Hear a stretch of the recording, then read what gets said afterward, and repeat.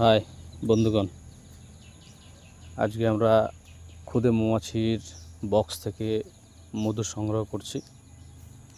এই মৌমাছিটি প্রায় 3 মাস আগে এক জায়গা থেকে ধরে নিয়ে আসছিলাম, তারপরে বক্সবন্দি করা হয়। এখানে ছিল, আজকে সেখান থেকে মধু ভাঙা হচ্ছে। মধু ভাঙার প্রসেস হচ্ছে, এই মাছিকে ভালো করে ধোয়া দিতে হয়, কারণ ধোয়া যদি ঠিকঠাক না দেওয়া হয় তাহলে এই মাছি কিন্তু খুব কামড় দেয়। সাবধানতা অবলম্বন করতে হয় এই মাছের ক্ষেত্রে, কারণ এরা রাগী হয় খুব। একটা মাছি কামড় দিতে ধরলে আরও অসংখ্য মাছি তখন কামড় দিতে শুরু করে। তো এই জিনিসটা মাথায় রাখতে হবে।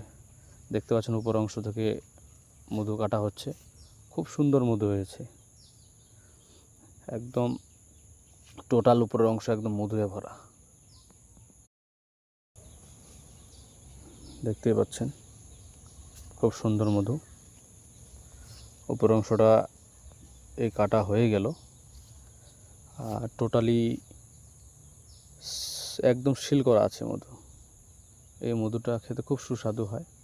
যারা খেয়েছেন তারা তো জানেনই, যারা খাননি তাদের উদ্দেশ্যে বলবো অবশ্যই একবার এই মধু খেয়ে দেখতে পারেন, খুব সুস্বাদু হয়।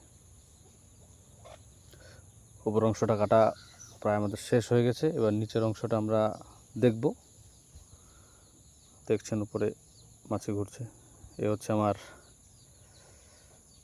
কি বলবো খাস লোক, যারা ছাড়া আমি এই মৌমাছির কাজ সম্পন্ন করতে পারবো না।